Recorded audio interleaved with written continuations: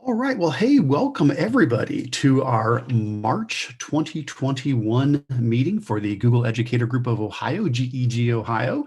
This is a monthly meeting where we take a look at everything new in Google from the last month, share Googly tips and tricks, and answer questions related to using Google tools in schools.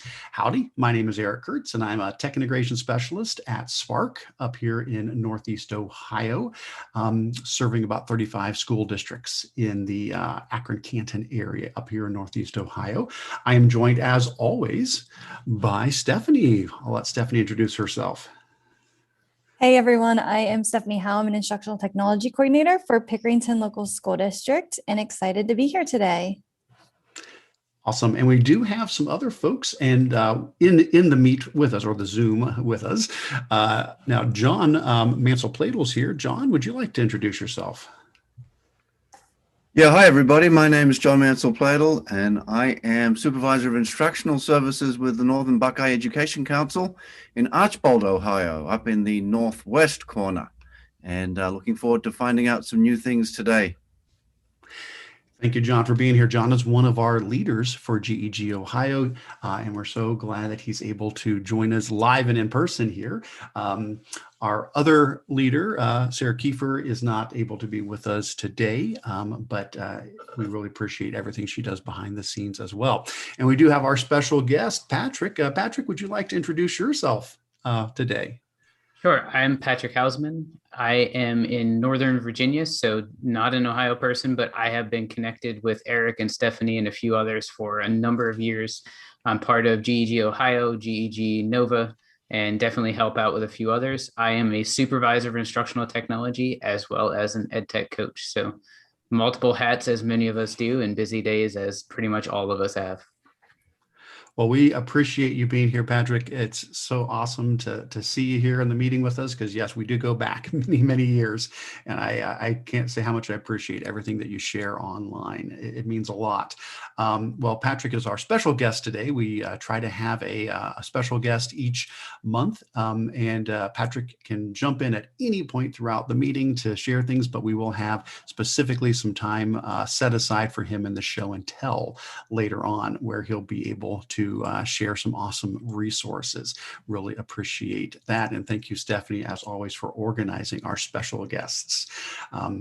All right. Well, and of course, since Patrick is not from Ohio, I think that's a good time to mention that even though this is GEG Ohio, it is open to anyone, anywhere. We are happy to have folks, no matter what, as long as you have an interest in using Google tools for schools.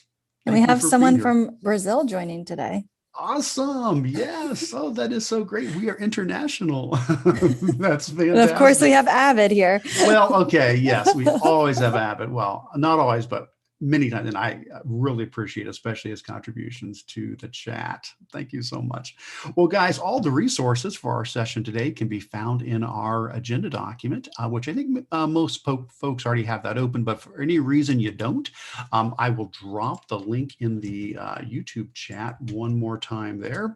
And also I'll let folks know if you're watching recorded later and you need to get to this document, you can do so at our GEG Ohio website at bit.ly/GEG Ohio.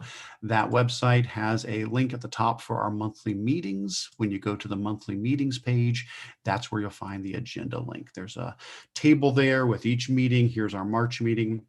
And there's that agenda link. So please do grab this document because it is loaded with links and resources we're going to be taking a look at here throughout our session. It is an editable document, so please do feel free to contribute to the document as well.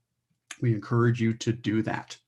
All right, with all that said, let's go ahead and get started with our meeting. So we have already taken care of our welcome and introductions. Under important links, we always like to point out a couple of quick things. One is the sign-in form. So highlighted in green under important links, you will see a sign-in form. This is a very quick Google form to let us know that you're here. We use it for a couple of things. I do use this to generate a PDF certificate of attendance for the meetings. So that's why I'm asking for name and email address. address. I do not give that to anybody else. It's just so that I can make your certificate for you and get that sent to you. But then we also ask questions like, what is the date you attended, and is this your first time? Because Google likes to know those kind of numbers, and we do share that information with Google to let them know how many people have attended the meeting and if this is their first time connecting or not.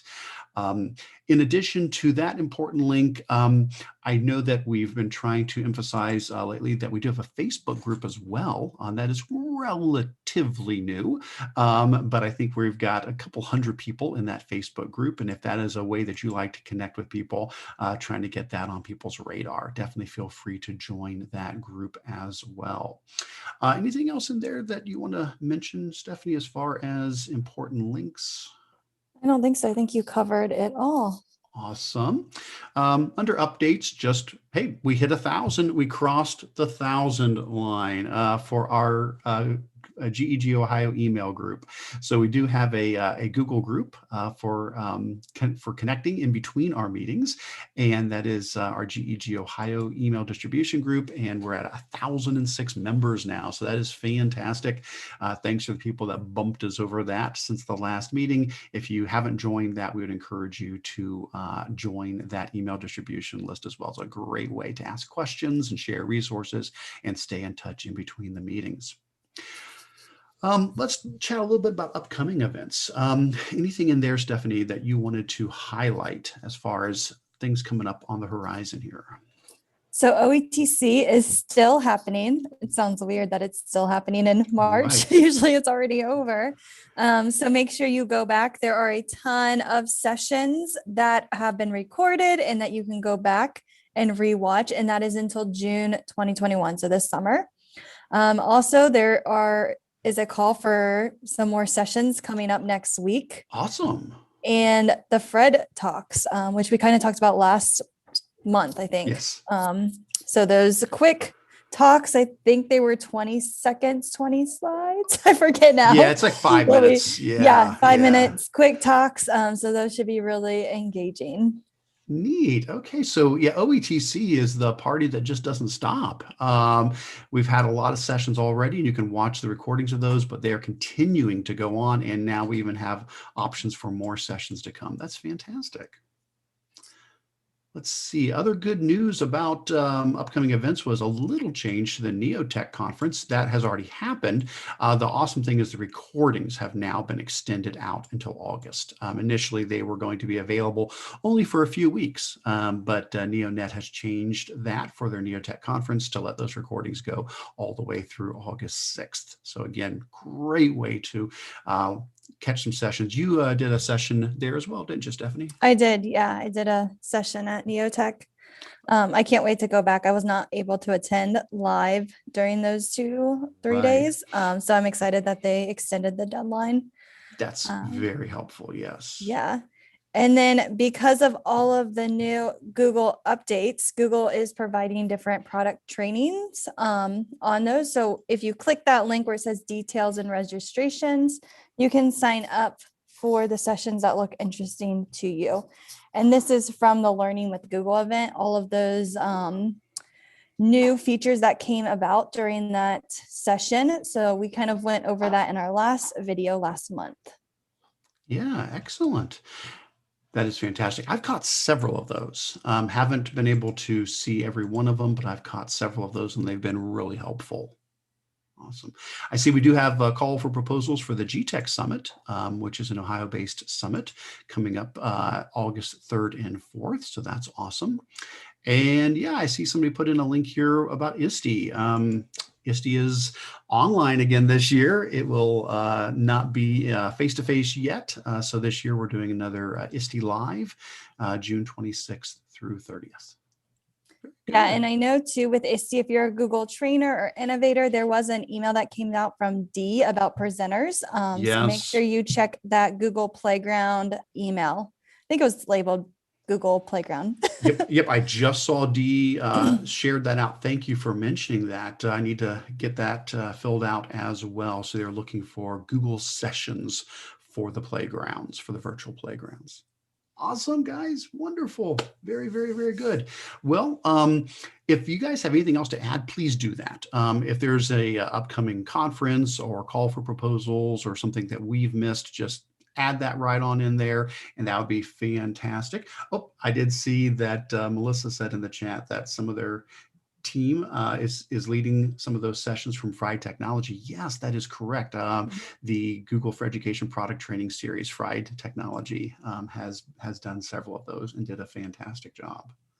Awesome. All right. Well, hey, we're going to move on to the one of the big portions of our meeting each month, which is what's new in Google, because there's always new things coming out. Kind of, I felt like a little bit of a breather this month after last month. We didn't quite. I mean, there's still a lot of things here. There's still a lot of bullets, but it felt like just a little bit less after we had that massive dump of announcements last month, which certainly makes sense.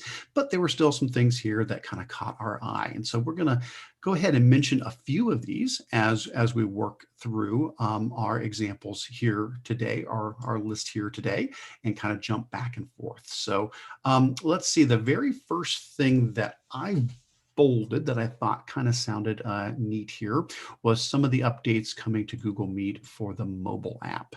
And that's just some improvements, getting a tile view, split screen, having the background replace option on mobile, including controls for Q&A and polls, all these things we can do in the web version. Those are coming out for mobile. I just opened up my mobile app before the meeting to check, and I did not see any of those new updates yet. And Stephanie, do you use the mobile option often? If I use the mobile option, I'm usually driving somewhere or I'm running or something. So I don't like look at it. It's more, I just turn it off and then I just listen in. But I am kind of excited because I do know that some of our parents, this is their only option. And so for like parent teacher conferences, we did Google Meet this year. I'm sure a lot of other districts did that as well. So having this option that they can kind of get a better tile view, that split screen and the background replacement, I think will help those parents that might be joining a parent night. Because I see video calls continuing after this year, I would hope. Right. No, I'm with you there. And that is nice. You even like just being able to blur out your background, no matter where you're at. That's a convenient feature to have to be able to replace that. So hopefully those will be rolling out. At the moment, I've got an Android phone. I updated Meet. I looked. I have not seen any of the new features yet. But this blog post, which covers that and a whole lot more, does have a section in where it talks about those upcoming features for mobile. Excellent. All right. What do we have next here, Stephanie? So next link is talking about this reading list, which I haven't used yet. I didn't notice it until seeing this post. So if you go ahead and open up that link. Yeah. On this blog post, once you update to Chrome 89, there is like a reading list option that it's with your bookmarks. So if you try to like star it, you can choose to bookmark it or read it later. And then you can kind of like mark it as read and that kind of stuff, which I thought was really interesting because there's so many times where I do feel overwhelmed. I'm like, oh, I'll read that later. And then I never do. And I'm like, maybe if I have this option of this like reading list, I might. So I don't know. Yeah, that is neat. I did poke a stick at it as well, just to see that it exists. I mean, I don't think I've really done much but to throw one thing in there just to prove it worked. But that's kind of a neat idea. Yeah, if I want to get back to something later. So like, let's say I wanted to read this article. I'm like, oh, I really need to take the time and actually read that article. Now, if I click on my bookmark button, it doesn't go straight to adding it as a bookmark. It gives me the option to add it as a bookmark, but then it also gives me the option to throw it into the reading list. So it does mean, a little extra clicking if you're just wanting to do regular bookmarking. But now if I click that reading list option, and then over here in the top right, that now shows up in my reading list. And it looks like I can check it as done, and I can also remove it. What happens if I check it as done? Does it go green? moves it down to Oh. pages you've read, but it still leaves it in the list. And That's then I kind of have nice. to hit the X to get rid of it if I'm like totally done. Otherwise, I can just have, I can leave it in there as long as I want, but it's no longer in my queue of things to read. And Dana in the chat, she said that she's used the reading list twice now. Let us know what you think, Dana, if it is worth looking into and using this tool, or how do you see students using this? Maybe they have like a to-do list and they're comparing two different articles and then they have them right there to view. So let us know what you guys think of that. I think in the past I've used Pocket. That's normally what I've used if I wanted to save something that I wanted to read later. And that's great. I love Pocket. I think I've got I don't know if I've got, no, that's on my other account. Yeah, I've got a couple accounts open here, but I've got the Add to Pocket extension on my other account. But I could see this being nice just for the fact that it's right there in front of you. You don't have to then go out to Pocket and pull things up later, but you've got it just waiting for you and like, yep, time to check those off my list. There is a question in the, Yes. oh, sorry. There's a question in the chat. Can they share a reading list? Can you go back up to that reading list and see if you can share? I don't think so. No. Yeah, I don't see anything in here. Because that would be pretty cool to share a reading list. Yeah.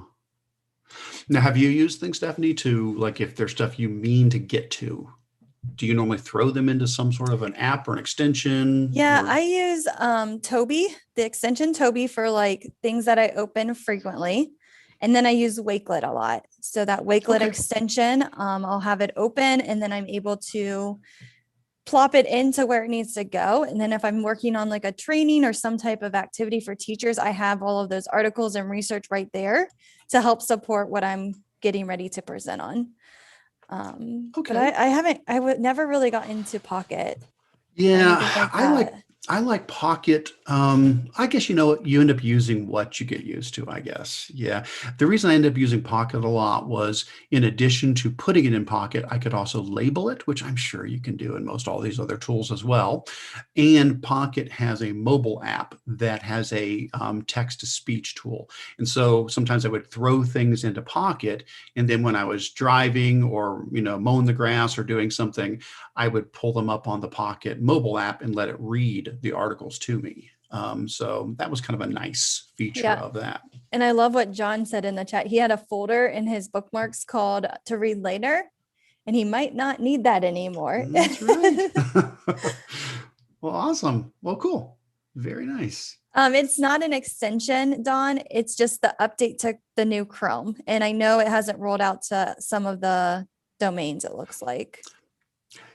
Yeah, I don't remember when it popped up for me very recently. It just showed up a few days ago. And I think it is, I think you said version 89 of Chrome. Mm-hmm. Yeah, I'm trying to look at what I have. And you know what may happen sometimes? Some schools do limit or they restrict the version of Chrome you can update to because they're wanting to make sure that the browsers in the school will be compatible with state testing. And sometimes they're like, well, the state tests are guaranteed to work through version, you know, blah, blah, blah. Well, then we're not going to go above that version. And sometimes they'll lock things down. But as long as you're able to update to the latest version of Chrome, it should come in with that. It's just built into it. Yeah. Seen a lot of great things in the chat. People talking about Digo. I remember that. Yeah. And people using Google Keep to keep track of their reading lists. I do that too sometimes, but I think of it, you know, I think I still go Pocket most of the time and then Keep more for notes, but it would be perfect. Yes, it would absolutely be perfect for that too. All right. Well, very good. Always picking up new Toby's ideas. saying he has 89, but he doesn't have that feature yet. And that's the same for me. I don't have the reading list yet. Okay. All right. Well, it is on its way. Excellent. All right, let's see. The next thing we have up here, something that I know people have been excited about for a long time, is a little bit more control over breakout rooms. In this case, it's being able to set them up ahead of time in Google Calendar. Let me show you real quick what that looks like. Let me drag over a calendar event here. So let's say this is going to be like a demo meet, and I'll add, you know, video conferencing to it. And then let's say I want to do, I'll just add some pretend test users here. So we'll do like test user 1, and we'll do test user 2, and test user 3, and test user 4. That's fine. We'll just throw in a few test users here. So if I have a calendar event that has a Google Meet with it, and if I have guests that I've added to it, right next to the Join with Google Meet section in the details, there's that little gear icon, which is the settings for that Google Meet. In the past, when you've clicked on that, that's only brought up the host controls. You pretty much, that's all that was there, was just to turn quick access on or off. But now when you click it, you get breakout rooms in there as well. Now, of course, this is only for folks that have the version of Google Workspace that supports these additional features, which in the past has been Enterprise. Going forward, we're going to call it Teaching and Learning is one of the tiers that does this, and then also Google Education Plus, right? Plus is the other one that would have all of these. So heads up, of course, this only would apply if you do have breakout rooms supported. But once you do, it's just the normal breakout rooms dialogue area that you normally get there that has the ability to shuffle people. It's got the ability to drag and drop people. It's got the ability to rename the rooms. It's got the option to change the number of rooms. All the same things you would have normally done while you're in Google Meet, you can just do it ahead of time in the calendar event. And that way, when you are ready to launch the Meet, the people are already pre-divided up into those. So that, again, I don't know if everybody who's gonna get it has it yet. It's one of those rolling out things. I think I've probably seen it for a couple of days on my account here. Yeah, I don't have it yet, but 2 coworkers that I work with, they emailed me and they're like, we have it. And I was like, I needed it for a meeting yesterday. And so I just was not able to make my breakout rooms. We do have some questions in the chat. So has anyone actually seen this in their domain? Again, I think it's slowly rolling out. What was the rollout dates? Do you remember? Let's see, the blog post that mentioned it should say at the bottom. Looks like it began on March 8th with a 15-day rollout for rapid release domains. If you're on a scheduled release domain, it only started a couple of days ago on March 22nd with, again, a 15-day rollout. And I think even those sometimes are kind of gray as to, is it really that? I do have my domain on rapid release. That's set in your admin console as to whether you want to get things right away, or if you've got your admin console set at scheduled release, which just means, hey, I don't want to get things immediately. I want a little bit of time to learn about them before they just show up on there. So that can also make a big difference as to when you get yours. Yeah. And then Christopher in the chat, he said, can you do this in a classroom meet? So I think he's saying like in Google Classroom, getting that meet link. Right. Not yet, right? My understanding is this is at the moment only for meets that are generated inside of Google Calendar. I think, if I remember, the idea is it's going to roll out eventually broader than that. I think this is the only way to access it right now is just through Calendar here, not the link that you have in Google, because in Google Classroom, that link that you get up in the top for the classroom meet, no, it wouldn't have these settings in there. Yeah. And then Mike he was our special guest last month. So, hey, Mike, he was saying that he had a workaround that using maybe the contact list from the classroom and trying to set them up through Google Calendar. So that could work, but just kind of remember, you want to check with your district security, and some people are only requiring those nickname rooms just because they want it to be more secure than the Google Meet. So if you are using the calendar, you might want to turn off the quick access, because we have kids joining without a teacher, and then the teachers are getting all these attendance reports. So just make sure you do communicate if they are going to use Google Calendar, what the procedure is if to turn it off. Yeah, I think turning off quick access is probably in general a good rule of thumb. Wouldn't you say, if you're working with students? Yeah. If you're not familiar with that, quick access can be accessed in the Meet itself, but it can also be changed from the gear inside of Google Calendar here next to the Meet. And it's really just a checkbox. And when you uncheck it, basically, when it's turned off, it just is more secure. The host has to join first. People have to ask to join.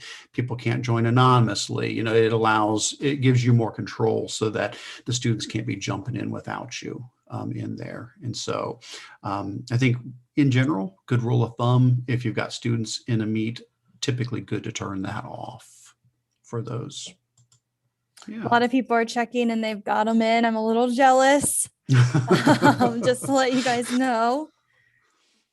I did see some questions about if you got a bunch of students, and, you know, would you, not want to have to go in and type in every single email address here? I mean, I would recommend using like a Google group at a point like that. If you haven't explored that, Google Groups, I know sometimes we think of it as like, oh, that's our email distribution group, that we use for GEG Ohio, for example. But a Google group doesn't even have to be used for email. You can just set up a Google group to have a group of users, under a name. And then you could come in and you could, so for example, if I were to come here and say, oh, I want to, invite the tech integration group, and I won't really save this or I'm going to freak all those people out.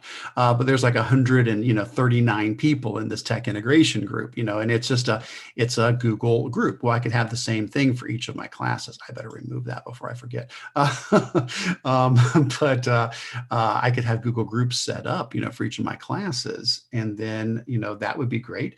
How about personal contact groups as well, rather than a Google group? Because some folks, I don't know, they could be in a district where they're not allowed to make the Google groups. Sometimes that does get locked down. But if I had a, personal contact group here, I haven't tried that recently. I'd have to poke a stick at that one.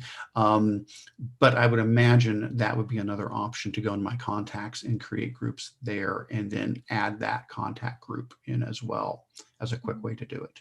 And you can also copy and paste emails into that guest list. So if you have them coming in from maybe a Google form, or you can get that spreadsheet on Google Classroom with all the students' emails, you can copy and paste them right into the guest list and they will all pop up.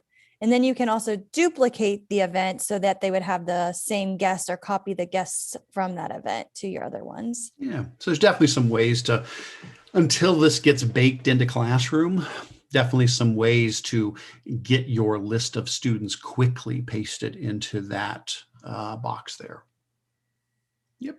And then Liz is asking, if a teacher has 20 plus students, would they need to type each email address for the breakout rooms?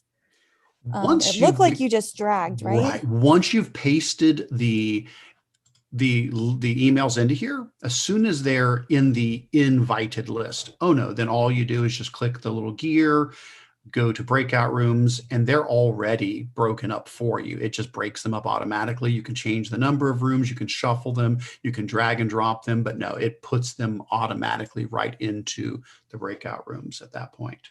Mm-hmm. Yeah. And I put in a resource. I made a quick access Google slide because we had a lot of students that were hopping on without a teacher. So feel free to look over or use that resource. It just goes over how to turn it on and off. I did see Leah had a good question about what's the pros and cons of a personal contact group versus a Google group. I do have, and if I think maybe while somebody else is sharing at some point, I'm going to try to look it up and throw it into the document. I do have a slideshow that compares the two.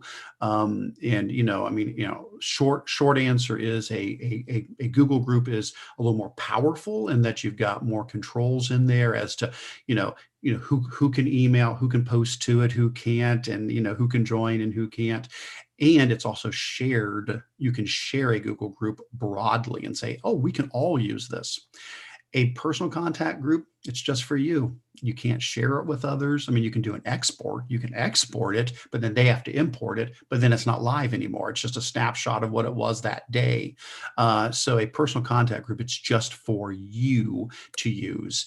Another big difference is If you're trying to do something with a massive number of people, Google limits how many people you can share something with, like a Google Doc. It can only be shared with 200 unique email addresses. So if you've got, 500, students in a grade level and you need to reach them all, a Google group is one email address that represents all 500 people. So you can add that one address and it only takes up one of the 200 possible, addresses you can share with.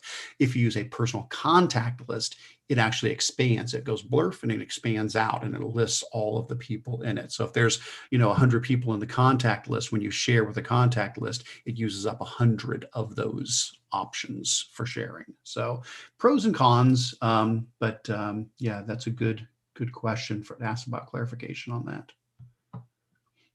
All right. So Dan, I was going to ask the same thing. I just saw that, Dan, and I was going to ask the same thing. And it looks like we have some people poking a stick at something that I was curious about. Is that in Google Classroom, it does create groups automatically. So groups are created in Google Classroom.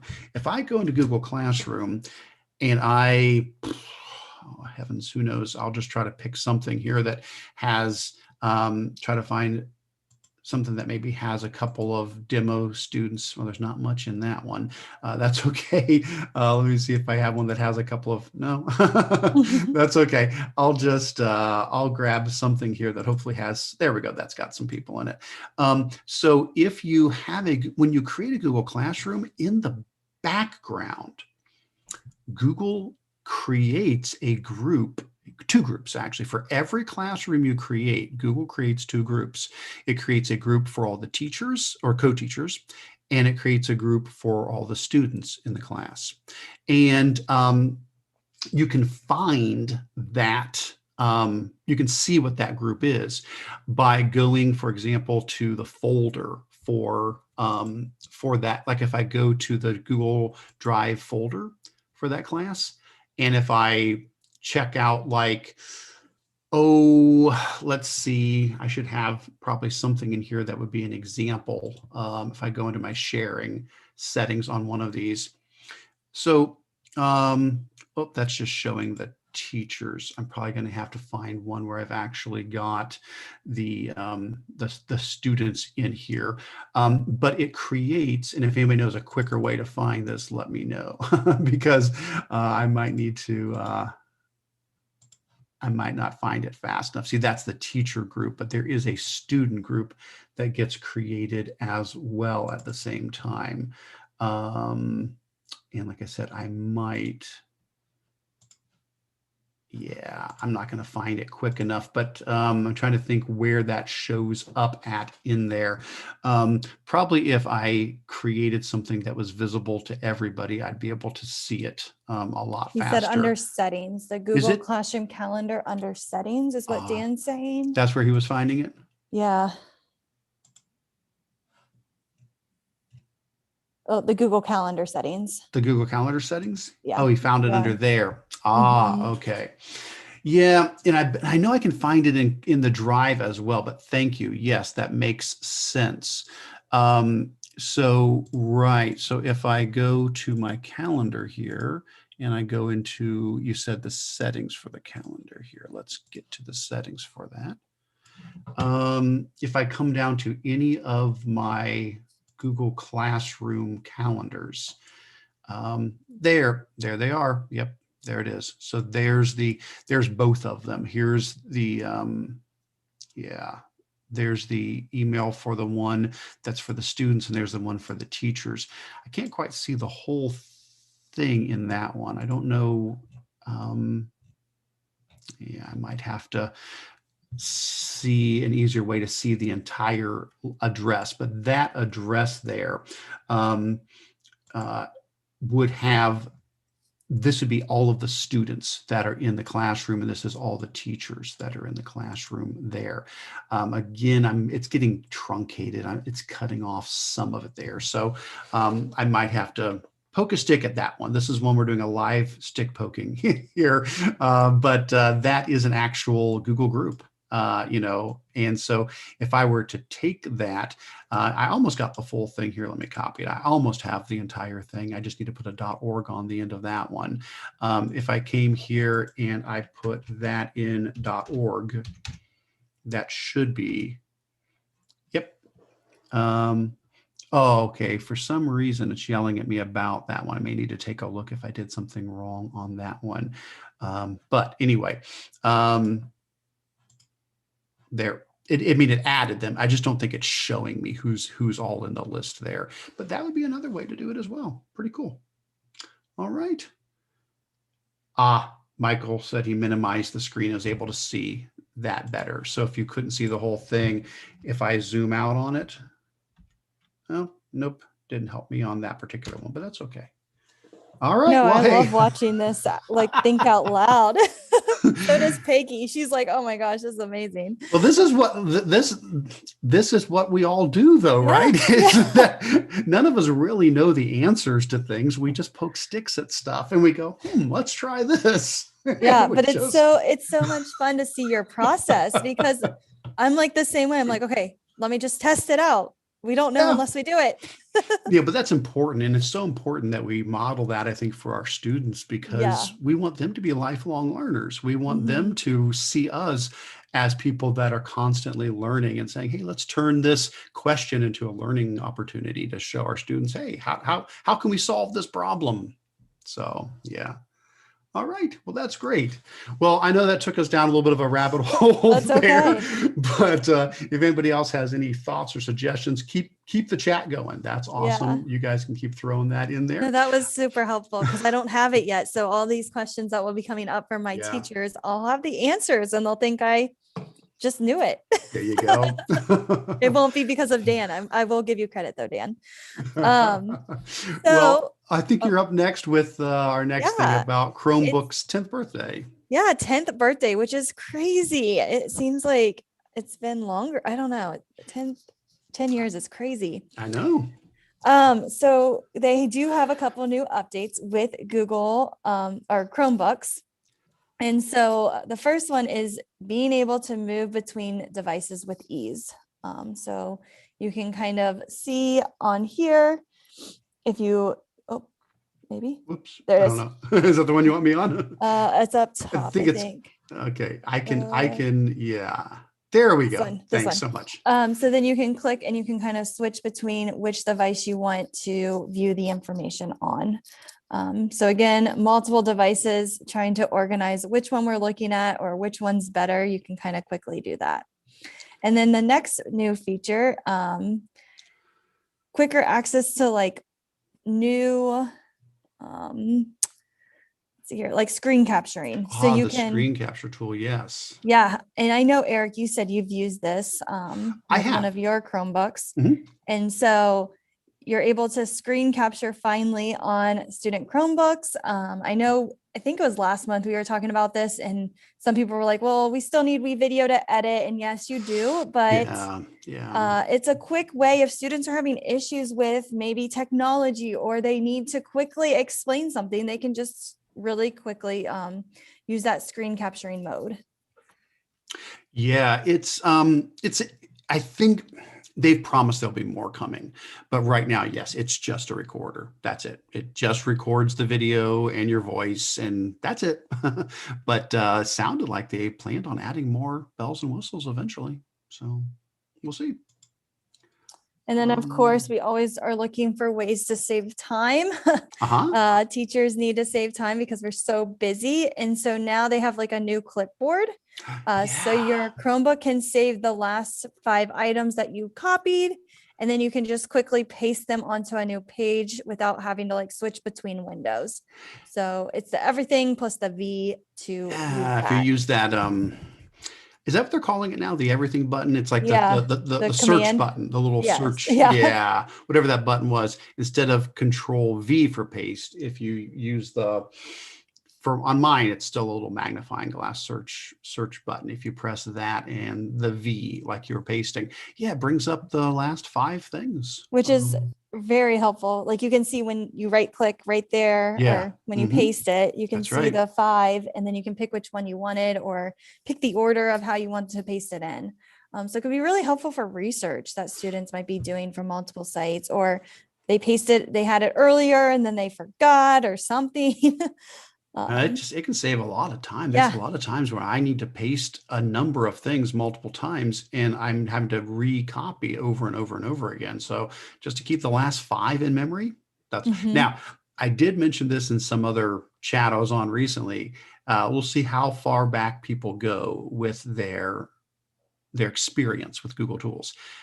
So the question is, who here remembers that this used to be a built-in feature, and what was it called? So this was part of Google Docs. We actually had this built in years and years ago. Anybody in the chat remember what that was called? And Google took it away. I still do not know why they took it away, but it was something where you could, when you would copy things, it would stay in a very special clipboard, and you could have multiple, entries in there. And not only, yes, Patrick, the web clipboard, that's right. So in Google Docs, there used to be, instead of it being just the regular copy paste here, there was a web clipboard, and it would work across devices. So I could copy something on my, laptop, and then go home and paste it on my home desktop, because it was being saved into my account's web clipboard. Yeah, they took it away a long time ago, and I don't know why. Sad, but this is good. We're getting some back. What else in this, Stephanie? Yeah, so down below, it's easier to share, and you can share to multiple different places. So maybe you created this beautiful artwork and you want to send it straight to Twitter. So they're using Google Canvas, and then just share, and then you can pick where you want to share it to. How nice. And then there's a couple new accessibility features like the select to speak. So it's going to allow you to hear text read aloud. And it has little new controls that let you either speed it up, slow it down, or pause it when you're reading in real time. So just getting better and better, which is really exciting. Well, that's good. That is neat. Yeah. So and then on the last one, yeah, go ahead, please, yes. There's just some color changes on some icons. Oh, yeah. On the last like slideshow. Yeah, that one. Okay. So just a couple different colors coming. Awesome. Well, great. If anybody, if there's certain Chrome updates there that you guys have seen or tried out or know about, please feel free to holler at us in the chat and let us know. I think I've only played with a couple of the things here. I have done the screen recording tool. The biggest thing I would say is the audio quality wasn't really very good, and I don't know what to blame that on. And I've heard other people say the same thing. So I was quick to blame it on, well, is it just my Chromebook? Is it just, doesn't have a great microphone? But other people have said they've seen the same thing. I haven't tried to plug in an external mic. I may try that, but it's kind of crackly, like the audio's not real. It wasn't great when it recorded that. So still kind of curious as to what that's all about. And the only other thing I really messed with was the tote feature, that in the bottom corner of where your time is at, there's a little tote button now, so that anytime you do a screen capture or download something, it just is a quick access to recent things that you've saved, which is kind of nice. Yeah. All right, very good. So let's see what's up next. Next, Google has launched the ChromeOS Readiness Tool to see which of your Windows devices are ready to be converted to ChromeOS. Now, this ties into an announcement from months ago when Google announced they were purchasing Neverware. And Neverware is the company that makes that tool you can use to, install on like an old laptop and convert it over into a Chromebook. And I think many of the districts probably have done that. I know I've done that with loads of old laptops. So old Windows laptops that just really were not viable anymore. It was the Cloud Ready software, and it would convert it over to a Chromebook. Well, Google bought that Neverware company and they bought Cloud Ready. And so this is to let schools install this, run it on their network, and be able to figure out, do they have some Windows devices that are old enough but still, capable, that would be good candidates for converting over to basically Chromebooks at that point. I've not tried this out, this new tool they've got, but that's kind of the story behind it. So you understand what this means. What we're talking about is converting old like Macs and Windows laptops over to ChromeOS. Yeah, excellent. What's up next? Yeah, and a couple people are just talking about accessibility in the chat and making the text OCR so that it can be read aloud to the students. And in our district, we buy a program. It's with the Text Help family, Snapverter. So that helps us. But Leah was talking about her printers are supposed to be able to do that. So I didn't realize copiers had that ability. So that's pretty cool. Yeah, you can use Snapverter on a Mac. I don't know if that's your question, Christopher, but it works on any type of device. It's just like a Google folder, and it's crazy how it works. But our next update is Google Jamboard, which is so exciting. So Google Jamboard, you can now view the revision history, or you should be able to soon. I do have this feature, so I'm not left out with the group, but you can rename any of the revision histories in the Jamboard. And you can also see what students are doing or which student made that piece of whatever. So really nice. And you can also restore.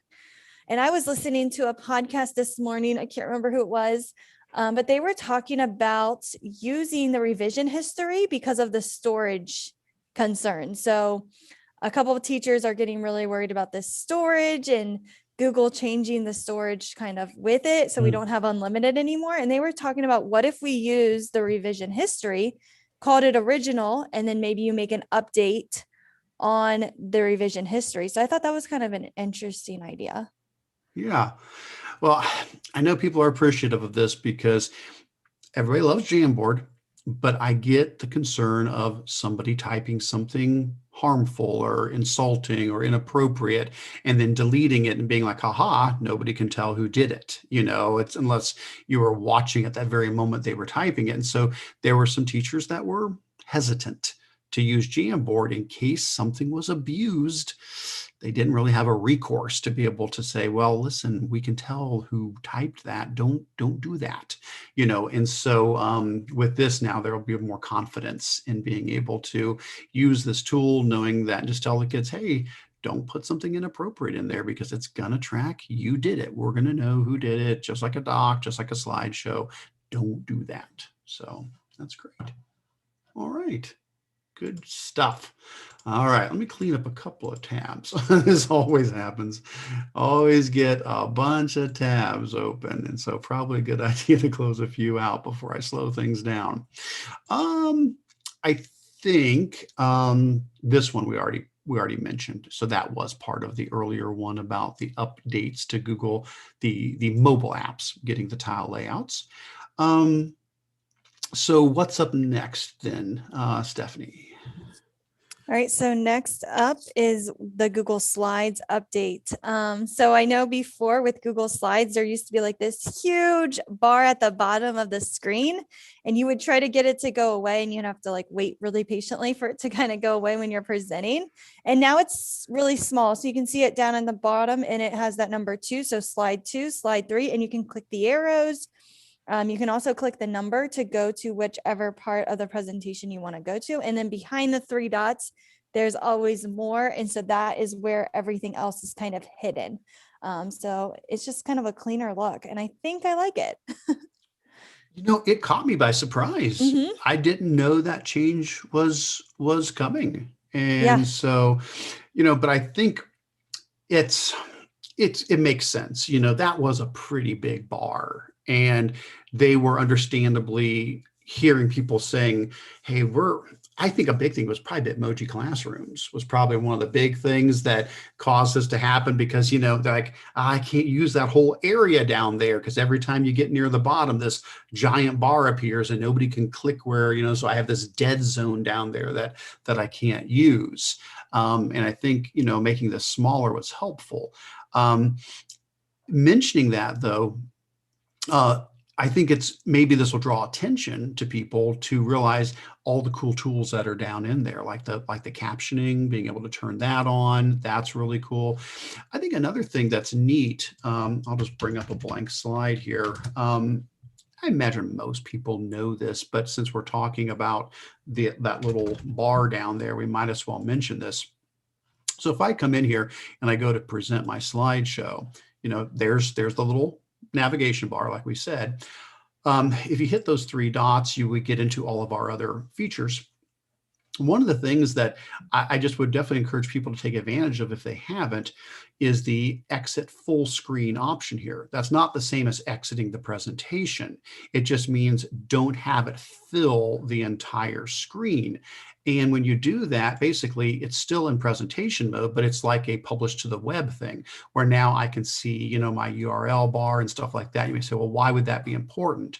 Well, one of the big things that's nice about it is now it acts as a tab because it's still the slideshow. You can still go through it, but it's easier to jump to other tabs then and come back without feeling like you've got to exit and you know go back into the slideshow. So if you're doing a presentation and you need to be able to do the presentation and quickly jump to something else and quickly jump back over, or let's say you want to use like Screencastify and you want to record a slideshow and you want to narrate it.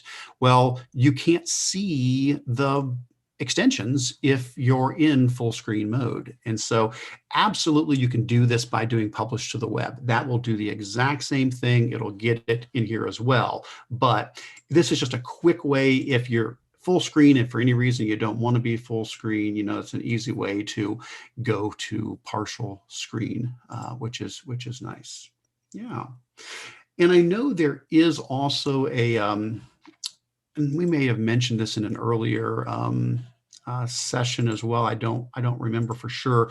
There's also a way to kind of hack the URL at the top and completely hide that navigation bar at the bottom too.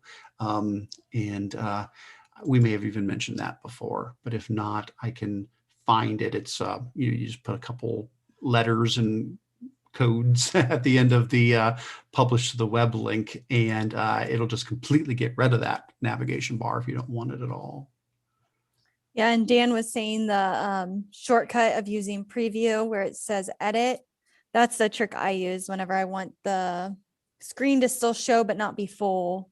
Oh, okay. So you're saying instead of it being edit, Just changing change it that to preview. preview. And then you have your presentation. So there's at least three ways then. So we can do change edit to preview. We can present and go and exit from full screen, or we can click file, publish to the web, and tell it to publish it. And then this published to the web link here is the same idea. If you use the published link instead of that, the published link also does the same thing and goes full screen or goes within your tab. Cool. Awesome. And I love the conversation that's happening on the chat. They're talking about Jamboard backgrounds. Yeah. So keep those ideas coming because they're saying like using Canva, you know, adding a GIF. So really good idea to just get them to kind of look better or provides your students a template. Yeah, it sure is nice that that we have that option to add a background to Jamboard so the students can't move things around if you got like a graphic organizer or something like that. All right. Well, the next thing we have here, I think we're down to the last couple, and that's good because we're going to switch over to our show and tell next. But Google launched a new service, a new tool called Threadit. and I have played around with this, but just a little bit. So Threadit is from their Area 120, and that's one of Google's branches, one of their little subdivisions. That's where they are encouraged to come up with wild new ideas and stuff. And so Threadit came out of Area 120. And basically what it is, and I might be able to show this if anybody really wants to see it, because I do have it set up on my other account and I can drag that over onto this screen if you actually want to see it in action. But what it is, it's a screen recording tool. Okay, so first and foremost, it's, it's like Loom, it's like Screencastify, it's like Nimbus, it's a screen recording tool. It can record, of course, your webcam, your screen, both your webcam and your screen. So at first it may sound very much like those kind of tools. But what I kind of liked about it when I went to use it was it's really easy to put together multiple clips, because basically when you click on Threadit and you start recording, it'll record for you and then basically give you an option to record another clip and another clip and another clip. And you can combine all those together into the final thing that you're creating. So it makes it easy to do modular little recordings and not feel like you have to have it perfect all the way through. And then once you're done recording the Threadit, you send it off to your colleagues or whomever. And when you do that, you can do it view only, or you can do it that they're allowed to reply, and they would reply with their own Threadit. So it's basically a video to video asynchronous. It's not live, it's all, it's all recorded video, but then they could reply with a Threadit and you could have this, ongoing video conversation going. It looks pretty nifty. I was happy to try it out, and it recorded easy peasy. The thing that I ran into that I found to be a little bit weird was I was doing that on my personal Gmail account, and then I jumped over to my workspace. I still want to say, Google Apps or G Suite or something else, but my workspace, my Google Workspace account for school, and it wouldn't let me use the tool. And I've heard some people have had the same issue and others haven't. Somebody even mentioned that down here. They said when they signed into Threadit, it said I had to contact my IT department to get approval. And that's what I saw too. And so I filled out the form because I'm, one of the admins for our Google domain. And so there's a form right on the site that says, hey, we want to use this. And so apparently I'm in like a queue to get approved. So I don't know. It seemed like it realized we were like a school or something, and it didn't let me use Threadit right away. Now, somebody else said that it worked fine for them. And I am too. We're a Google Workspace Enterprise Education Plus. That's exactly who we are too.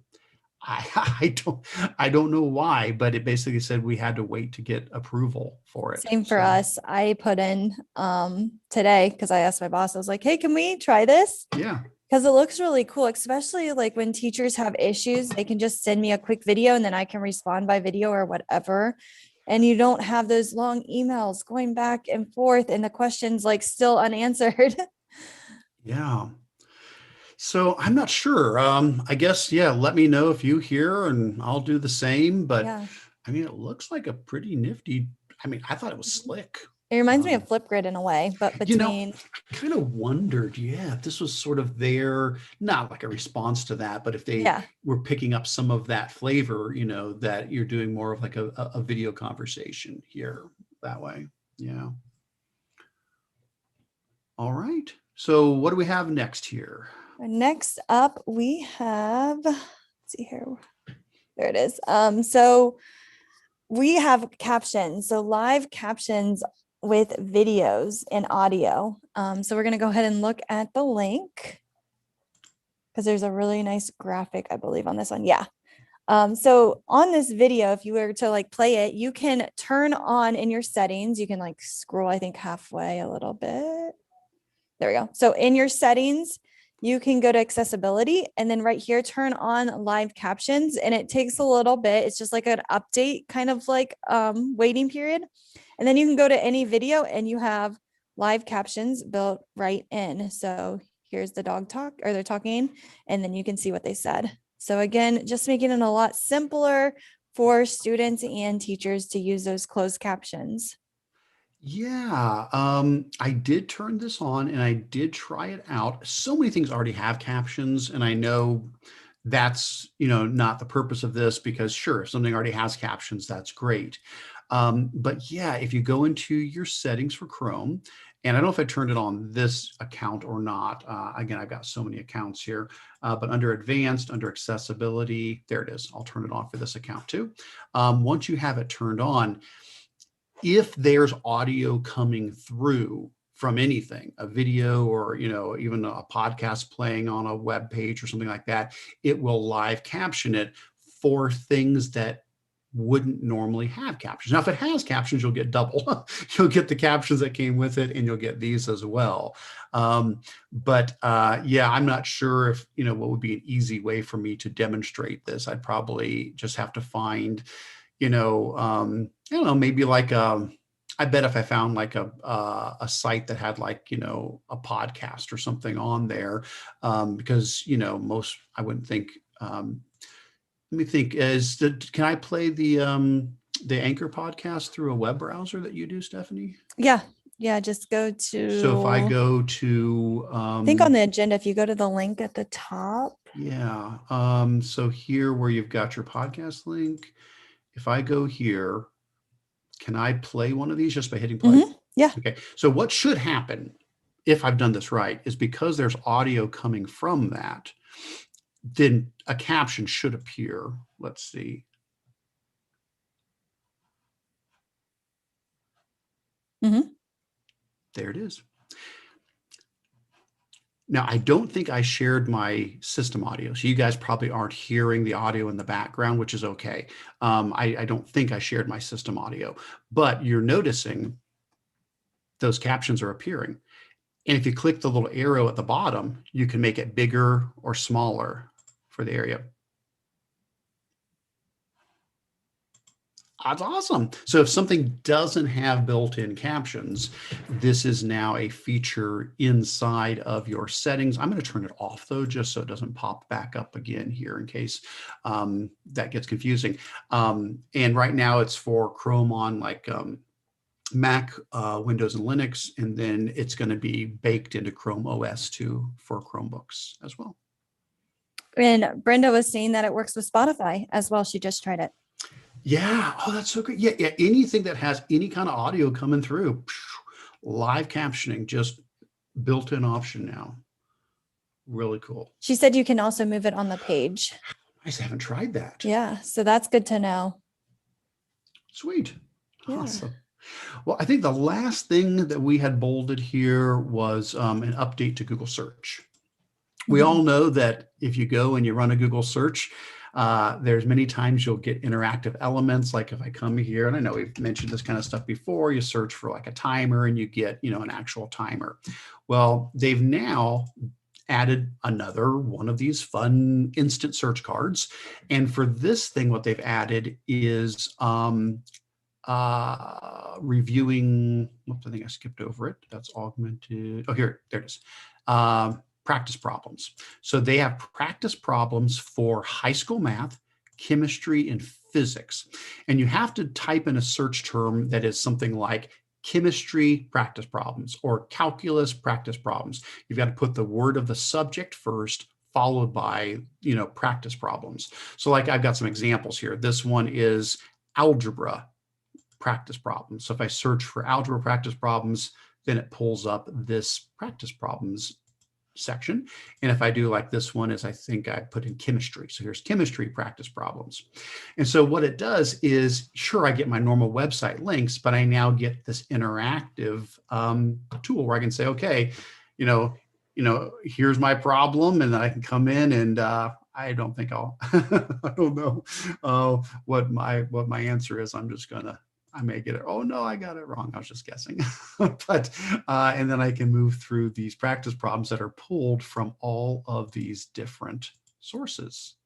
So yeah, if you're looking for some additional high school math or science practice problems, that can be accessed right from Google Search now as well. Pretty slick. Whew. Well, we did it. All right. So that gets us through the updates. What's going to happen next is we're going to have Patrick share with us here. What we're going to do is we're going to move over to our show and tell. So in the show and tell section, basically what's going to happen is we're going to share just cool stuff that we've come across in the last month or something neat, a project, whatever it is we want to share. We're going to let Patrick go first so he can have the time he needs to do that. After he's done, I'll share a few cool things I've come across. Stephanie will do the same, and we'll take a look at what you guys have shared in the community. While that's going on, please feel free to add to the community section of this. If you've got some more things that we could add into this, we would love for you to do that. And then when we're all done with show and tell, we'll revisit Q&A once more. It looks like we only had that one question about Threadit. So if nothing else comes in, that's fine. But if you guys do have any other questions, please feel free to throw them into that section. Before we make that switch, Stephanie, anything else you saw in the chat that we should address or anything else to chat about before we move on? Like they were talking about Flipgrid and Threadit and how they're kind of similar. And Okay. then they were talking about Jamboard a little bit more. And then how you could move it. And they were talking about like it could block something, so just move it over. So yeah, lots of great comments in the chat. Make sure you fill out that question and answer, and also the community show and tell, so we know what you have to share for the community this month. And I am so excited for Patrick to take it away. Every time Patrick presents, I learn something new. So I'm really excited to allow him to present. So let me unmute before I start talking. I talked for like 2 minutes straight in a meeting the other day, and you're like, I just felt so bad because I've never had to tell you to do that before. So I'll go ahead and spin up my screen here as well. Make sure I choose the correct one. So right now you should just be looking at the agenda that we were looking at. Is that correct?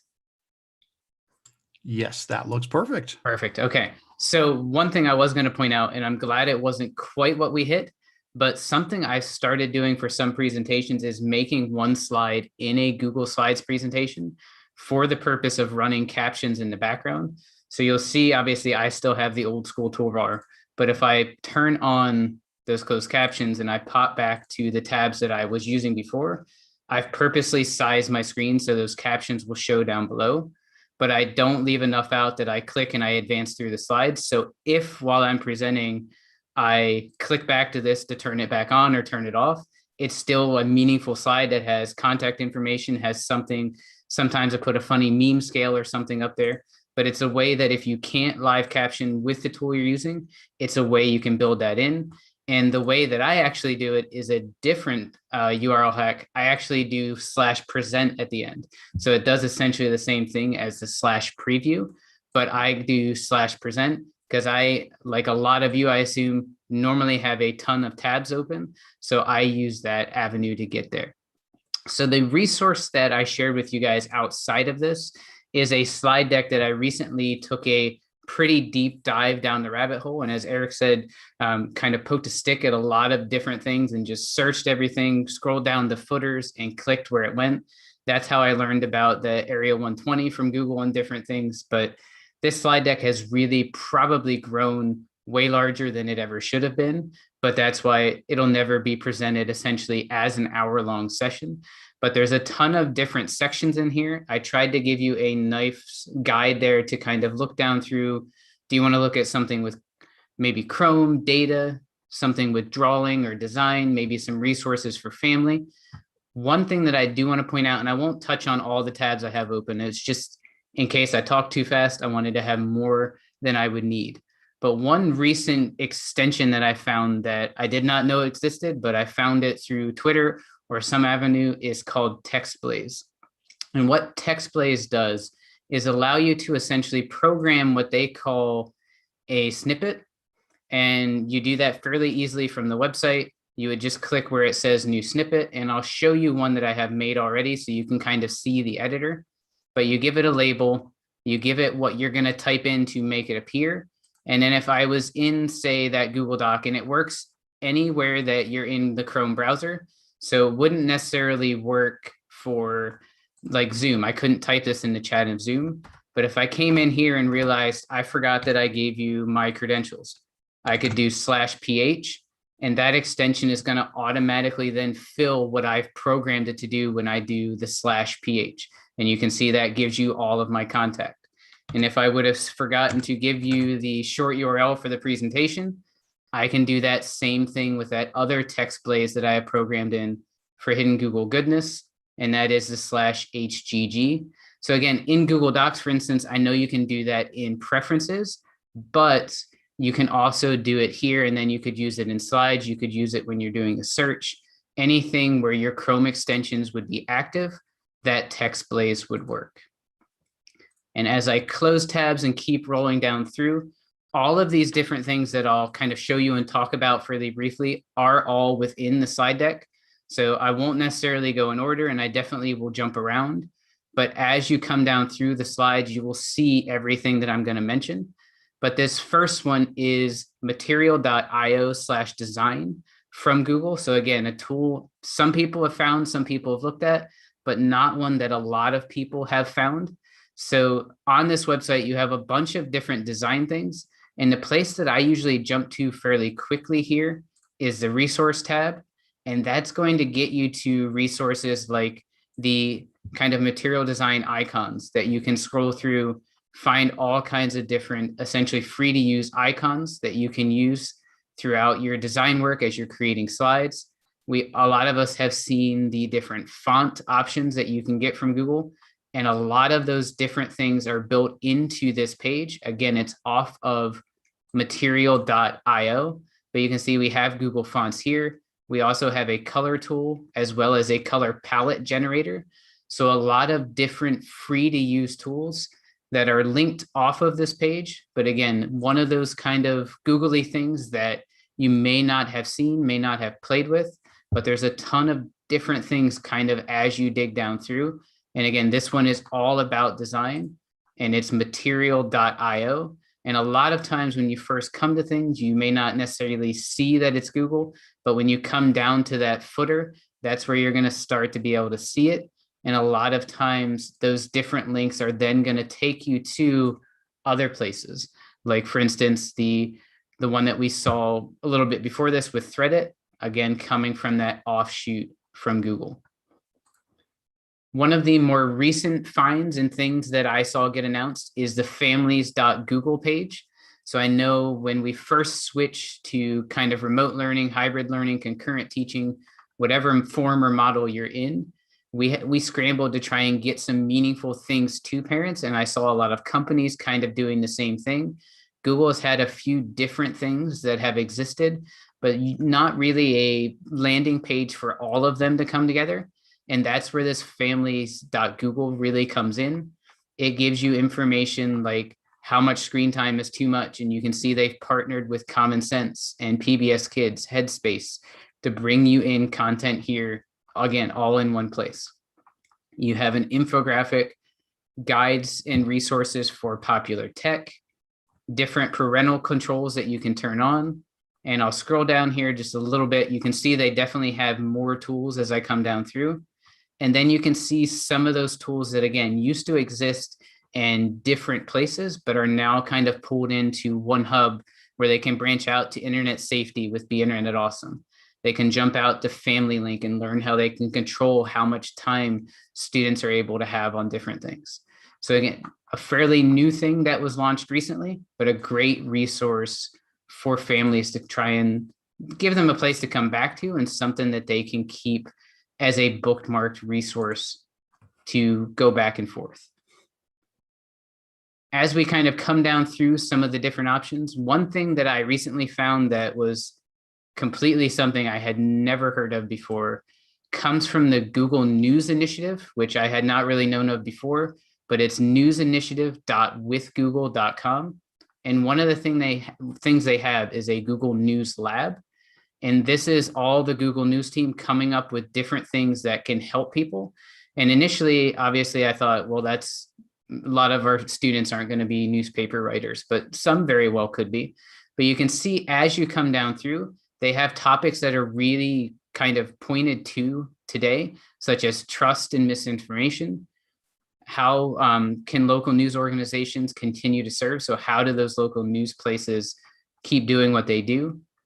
inclusive journalism, emerging technologies, and all of these different things are things you can click on to go to for more information.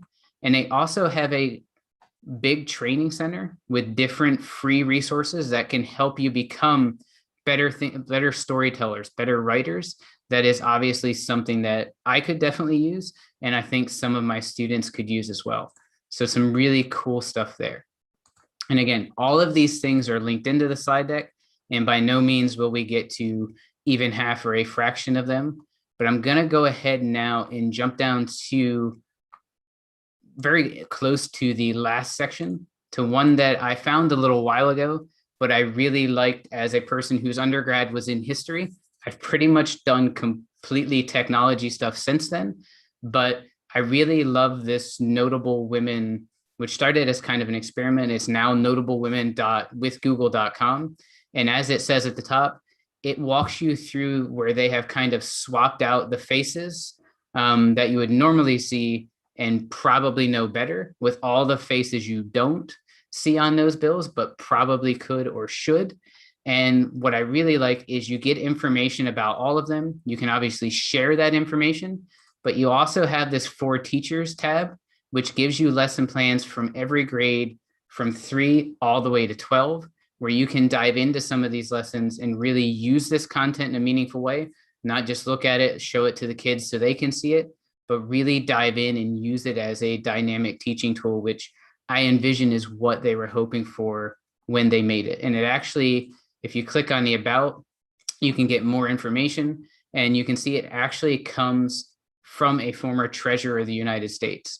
So it's really cool to see that perspective, hear that perspective, and then dive into something that's really cool as far as something that is definitely educational and something a lot of our students have probably not seen before. And with that, I'm going to jump down to the last section and touch on just a few things down here in the bottom. One of them, I hope a lot of you know about. This is not necessarily something educational in any way, but if you've never heard of Google Opinion Rewards, it is a way that you can make a little extra money. And I have not met many people that probably wouldn't want just a little bit of extra money in their pocket. And that Google Opinion Rewards is an app for iOS or Android. And essentially what it does is periodically prompt you with little surveys to take. And every time you take one of those fairly short surveys, normally I would say it's 20 seconds or less that it probably takes to complete. Depending on how many questions, you get a certain amount of money back. Sometimes it's 10 cents, sometimes it's 20. If it's a little bit longer survey, you might get $1, but essentially it's completely free money. And I can tell you from using this off and on, my Google Pay account right now is currently at like $20 for, and I should have said Google Play. So I can get different apps. I could do a movie or something with that, but I actually use it to pay for my Google One, my expanded storage in my Google account, which I have literally actually never had to pay for. I just take these surveys and they pay for it for me. So a great little resource to make a little extra money. On Google, it goes right to Google Play. On the Apple side, I believe you can program it, as my wife has, to pay it out to PayPal, so you have it there for you.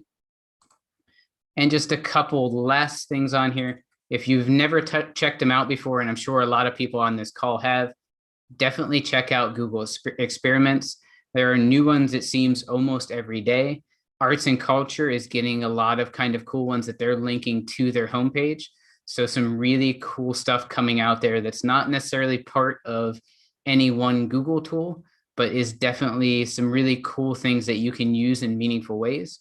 And I found a lot of things through some of these that really fit nicely with our elective teachers in like art and music and things that traditionally may struggle a little bit with how they can utilize some of the other Google tools in a way that actually ties directly to their content. There's a ton of things like the Chrome Music Lab and a bunch in Arts and Culture for the arts side that give those teachers something directly that they can use in their classroom that I've really been happy to find. And of course, it's super fun to just dive in and explore those different things as well. And then the very last section here are just some things that are straight up for fun. Some of you have probably lost internet at a tech conference as you've rolled in with your 4 or 5 devices with a few thousand of your friends and killed the internet. you've probably seen the T-Rex game come up, and he can't reach the internet, but you can play a game during the time you can't. One of the biggest things that dismayed me a couple years ago is our super admin in our division actually figured out how to disable the game. And now when we lose internet, we just see the dinosaur. You click the space bar to start playing and nothing happens. It's very depressing. But there is a game here linked that you can actually play at any time you want. And I will say it was a legitimate reason it got turned off. We had some enterprising young ones in some of the few desktops we still had that were wiggling out the Ethernet cord just enough so that it would disconnect but not fall out, so they could hit the space bar and play the no internet game. So I completely understand, but a couple things there just for fun, including the emoji scavenger hunt. There are some later slides there for even more things. And the last thing I'm going to leave you with, and this is actually something I saw Melissa from Fried Technology in the chat. This is something I learned from one of her coworkers, Daryl, at a recent training that they did. But I've seen picture-in-picture work on a mobile device, and I think you guys have probably seen it as well, where you're searching YouTube video, playing it, and you go back to search something else. It'll keep playing in a small screen for you. What I didn't know is that was actually accessible online as well. So the first time you right-click a YouTube video, you're going to get the normal menu you've probably seen before, where you can loop the video, copy it, grab some embed code. But if you right-click that same thing a second time, you're going to get this picture-in-picture option. And when you click on that, you're going to see your video now comes down to that picture-in-picture spot down in the bottom. You can drag it around and move it. So if I didn't want it to cover up those captions, I could squeeze it up a little. But the awesome thing for me, and the part that really nailed it home is something that could be educational, is if I then click on my document that I'm in. So for instance, our agenda we had up, I can now play that video in the bottom right-hand side of my screen while I'm typing notes, taking notes within my doc, and I'm not necessarily needing to split screen. I have the doc, and with that nice sidebar that you have in docs, you have that video sitting right there that you can play in the bottom right and have that content right there while you type your notes and go through.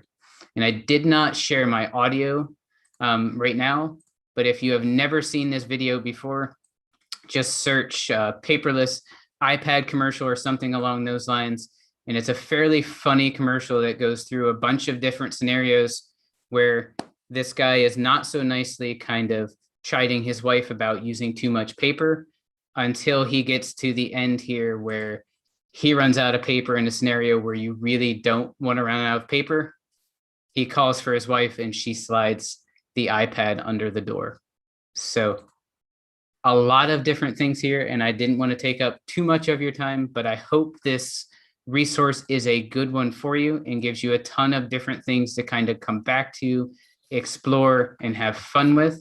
And I know, as I said, I dove way too deeply into it when I made it, but I really enjoyed that process. So hopefully you will enjoy kind of the fruits of some of that labor and get to use some of that, not only for you, but with your kids as well. That was awesome, Patrick. Thank you so much for sharing.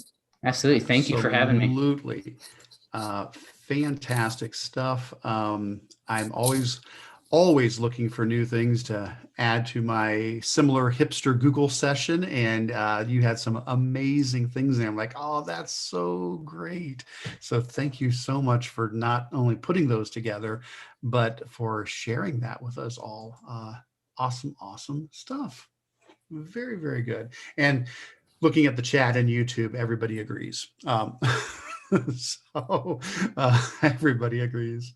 Well, let's go ahead and I will share my screen again. Well, actually, Stephanie, unless you're ready, do you want to go ahead and do your, do you want to go first this time? Yeah, I can go. Okay. Patrick, somebody in the chat, I don't know if you want to answer them there or come back. They're asking, do you do public webinars? And if so, where can they find them?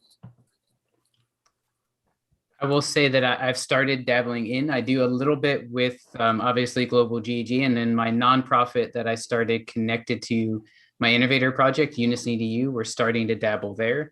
but I would be more than happy to connect and do some sessions as well. So definitely look me up, and I'm going to slowly get over to the chat here, and I'll look and try and answer some things there too. Okay, and feel free to like link any other videos. You did Nearpod ones recently on Global. Yep. So if anyone uses Nearpod, Patrick did 2 great sessions. So those are able to go back and rewatch. So if you could just put some of those links in the notes, that'd be awesome. Absolutely, will do. All right, I'm gonna go ahead and share my screen.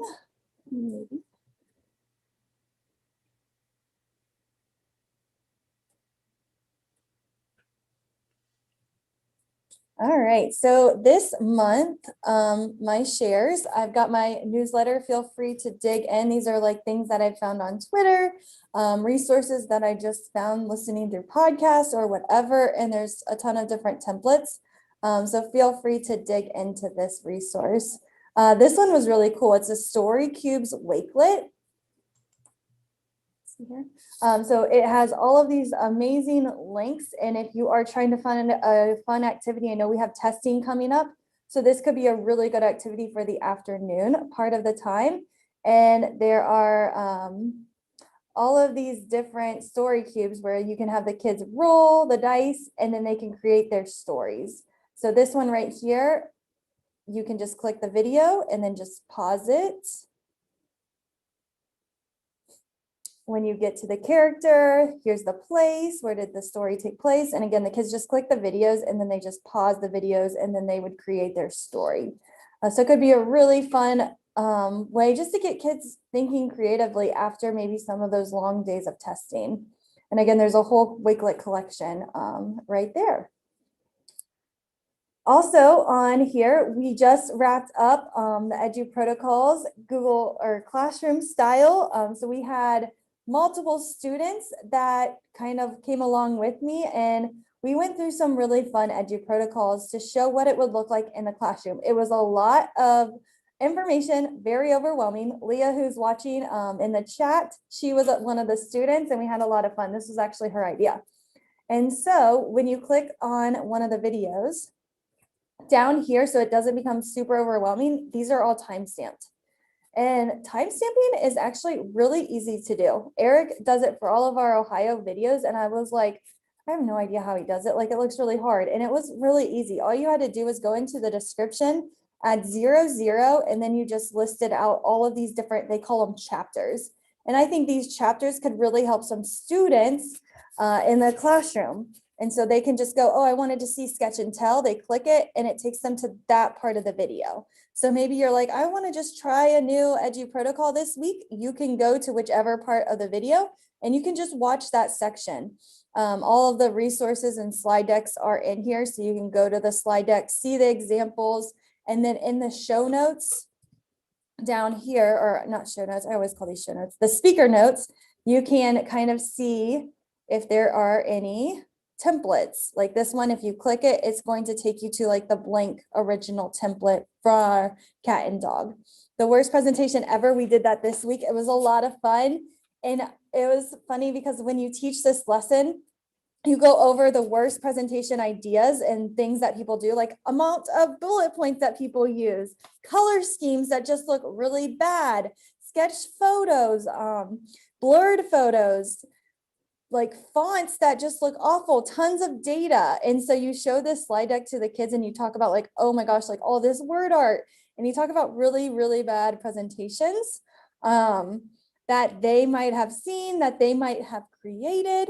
And then they make the worst presentation ever. Once they make the worst presentation ever, they then share the presentation with another group, and that group has to present their presentation. So a lot of fun. And the kids, we did it this week, they loved it so much. So we're actually doing it again tomorrow with cohort B. So it was just a lot of fun to do this activity. So all of those resources are in the notes for today's agenda. And feel free to watch any parts of those videos. We try to break it up by book. This covers book 1. This second one is book 1 and 2. It's like the end of book 1 just because we ran out of time on round 1. And then book 3 is the math version. So the math book just came out And then also with the math version, there's like random protocols that haven't made it in a book yet. They might be brand new that just haven't made it into one of the books, but we wanted to cover them. So again, lots of fun. Shout out to Leah for that great idea. This video, I know it's super long, but it is worth every single moment. I was listening to Jake Miller's podcast, and if you haven't listened to Jake Miller's podcast this week, our friend Eric Curts is on, so you might want to check that one out. And this one, Jake Miller is on at the beginning of he's like right here, the beginning of the show. And if you guys don't know Daryl, I know Patrick brought him up. He is hilarious. He has been on our podcast, me and Lance's podcast, Get Inspired and Innovate. And he is just like the funnest person to be around. And so is Elizabeth. And so if you watch this video, you can get some really fun ideas of different games that they kind of did during this session. And it was really engaging. Like, again, I was just like listening to Jake Miller's podcast, and then I was like, I have to watch more. And that was like just the first 45 minutes. And so I went on to YouTube and I finished the rest of the video because I was so engaged with it. And this, again, could be some great activities for after testing. So I just wanted to share one of them. They had this story ABCs. And instead of typing the story, you create an event, you create a potential problem with the event, role in charge of, like, who's in charge of the event. And then you have to start with the letter A. And the kids don't type it, they use dictation. So you go into tools, voice typing, and then you would start with the letter A for your story. And then the next student would be B. So they have to pick up what student A said all the way down through the alphabet. And so maybe you could have different teams with students competing against each other and then seeing who creates the most like funny story or most creative story. And the kids work together in their teams. Again, it was so much fun just watching this. And they had so many other ideas as well. They had like emoji stories games. So we stole a couple of these ideas and used them in a couple of our events that we had just to create like a warm up with students. The next one is So You Think You Can Coach. So this is really exciting. We just had our Google coaching event last night. And these are 5 trainers that are wanting to become Google trainers. So they presented their case study last night. So if you're looking for some examples in case studies and what those might look like, these are 5 really great ones that you can kind of see. And you can kind of get a feel for if you are interested in Google Trainer and if you kind of wanted to see a modeled training lesson of what that case study was looking for. And so they got feedback and they are ready to almost submit their training applications. I'm so excited for them. And Leslie Ottman, who's right here, she is from Australia. They are getting ready to run another cohort. I believe it's on the 30th. And you can catch all that information on Global GEG. But on the 30th, they are doing one that's more UK focused. But again, anybody can join in. It's like 9 p.m. UK, so 4 p.m. Eastern. So if you are interested in becoming a Google trainer, now is your chance to do that with support from a community. And then we were talking about Read and Write earlier today. And so Text Help, they did a series with Global GEG that covers all of these amazing tools. And if you missed the announcement, Google trainers and innovators and coaches all got a free version of Text Help.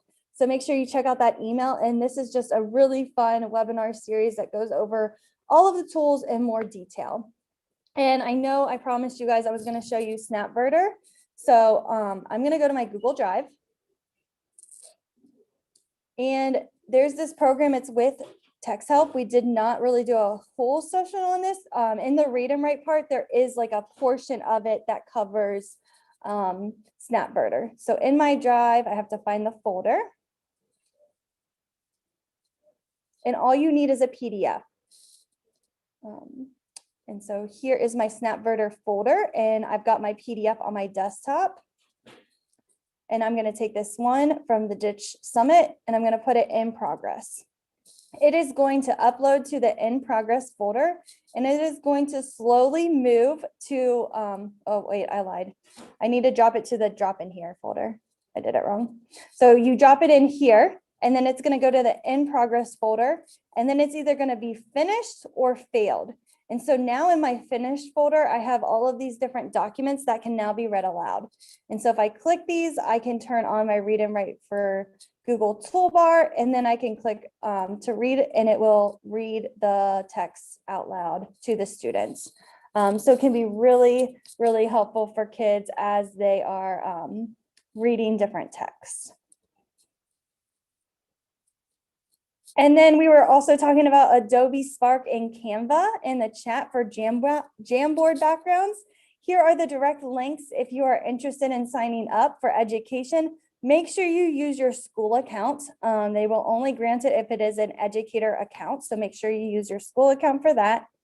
And then you can also set it up so your students can join your classroom. Same thing with Adobe Spark. You're going to click this purple Get Started Now. And then right here, you're going to click this one. It's the purple Get Started for Teachers. It's a limited release. And then you'll just go ahead, you'll sign up with your school account, and then you can connect your students to that classroom. And then finally, April Fool's is almost here. There are a few Chromebook pranks that John Sowash released. So there's that Google Gravity where everything just kind of falls to the ground. There's that fun wallpaper that you might want to play some tricks on your students. Word replace, prank them. So you can check out some of these different ideas if you want to play a joke on maybe your kids or your students. And that's all I have. So Eric, you're up. That's fantastic. I always love the stuff that you share. Always grab so many awesome ideas to pass on to my teachers in schools as well. So thank you for pulling all of that together. Such good stuff there. Let me go ahead and I'll share my screen again. Let's see, find the right screen. There we go. And I have a couple of things as well. I won't go through all of these, but I'll highlight a couple that had jumped out to me this last month. One was some neat extensions that I thought were at least worth investigating. And I've played around with these a little bit. One was called WordTune. And WordTune is an extension that will use artificial intelligence to suggest possible ways to reword things you've written. And sometimes I see stuff like that and I think, oh, it's probably not going to work that well. AI is still coming along. I was actually pretty impressed by it. It worked really well. So like if I'm in a Google document, and if I come in and I highlight some text, when I do that, I get this little pop-up, and the little sparkly button is the rewrite button. And what it does is it will give me, other versions of what I had written. And if I want to spice up my writing a little bit. And so I'm including this in the list of stuff. I do a session on self-editing.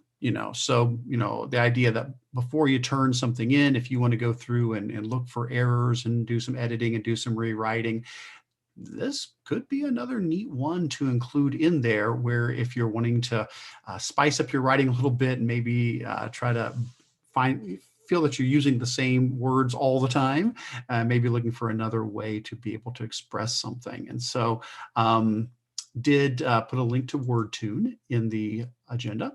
And then this one I have not tried yet. So this is just more of a, hey, heads up, it exists. And if somebody has used it, definitely feel free to let us know your experience. I know there's so many screen recording tools out there. I mean, we just talked about the built-in screen recording feature in, ChromeOS now.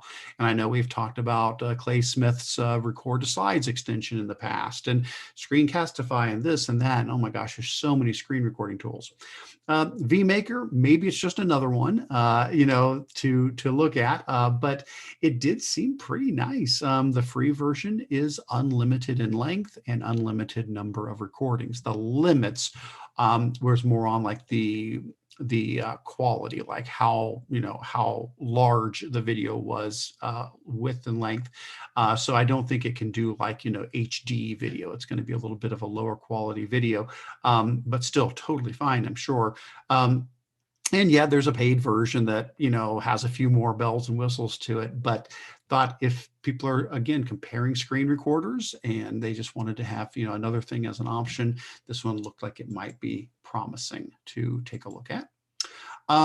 Other things that jumped up on my radar, a nice blog post here on how to easily convert a YouTube video into a GIF.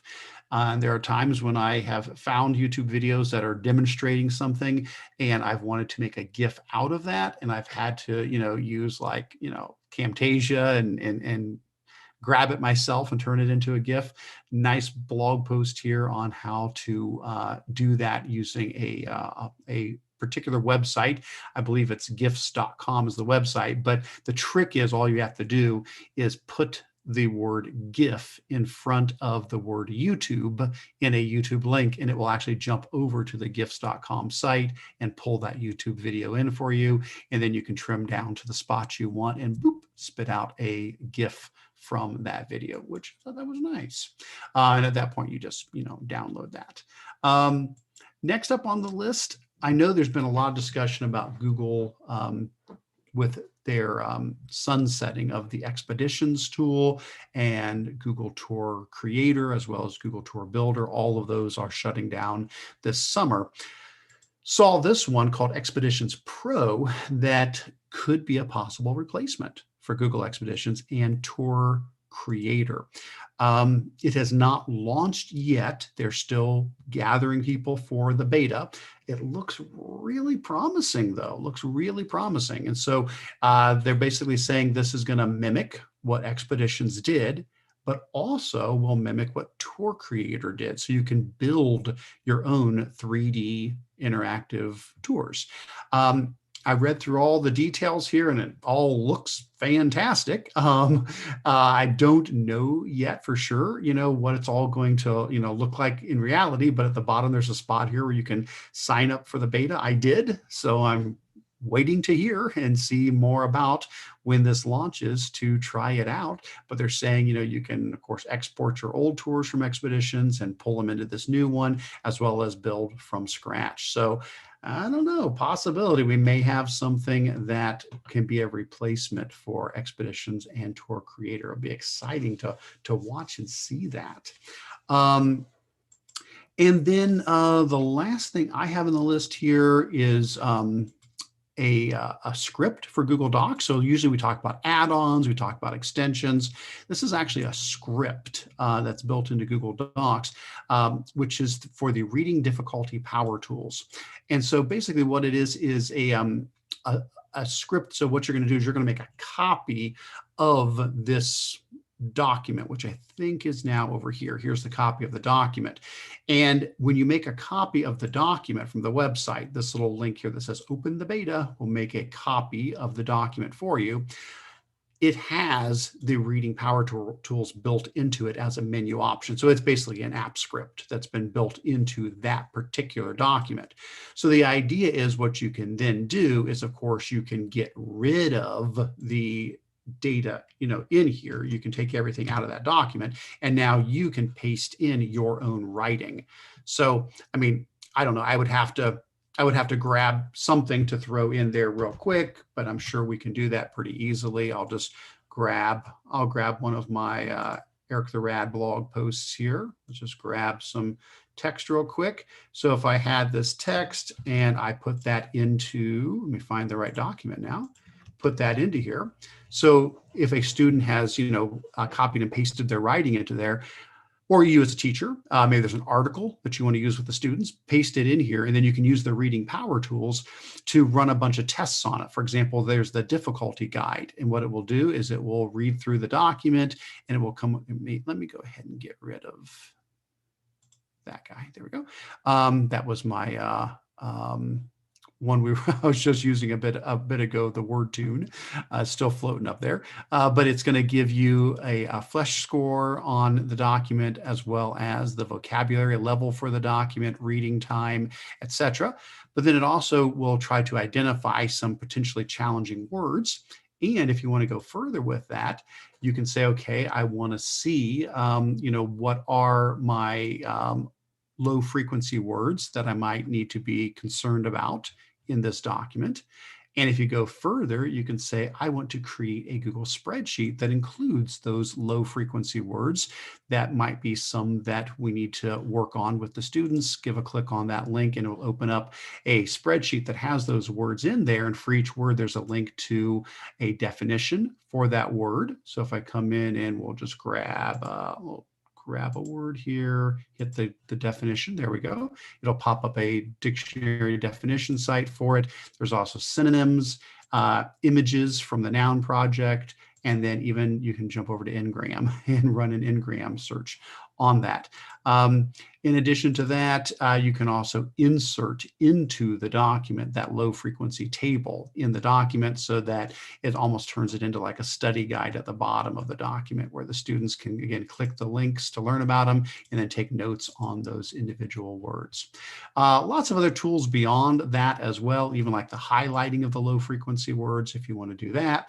But thought it would be a neat one to explore. Again, either for if you're looking at your own writing to check for potentially difficult words, or if you're working on getting an article prepped for your students to read. So those are just a few that I came across this month, and definitely check those links out if any of those look interesting to you there. Besides that, I think we did have a few cool things in the community show and tell, so thanks so much for sharing those. I see a link here about talk and comment, 30 different ways to use Google Slides in class. Here we have a recorded video about how to send a calendar invite to all the students and teachers in a Google Classroom. That's definitely off of our discussion from earlier today, so I'm excited to look and see what that one looks like. And then I know we've talked about this one before, but this is another great extension. I think it's popped up in one of our meetings before. It's the one that allows you to make a Google slideshow take up more space, but you're not really in presentation mode. You're still in edit mode. It just gets rid of the little film strip on the side, and it makes the edit area as large as possible. And that's great if you're trying to do an interactive slideshow activity. So you're not presenting, you're actually still in edit mode, but like if you need to do a drag and drop, build a snowman type activity, something like that, it just gives you a lot more space to work with on the slide, which is very nice as well. Awesome. And I think we may have had some questions pop in. I don't know. We can take a quick look at those and see if anybody here has answers on any of these. I do see we had a question about loving new add-ons and wanting to find those that are safe for K-12 and wondering if anybody has put together such a list.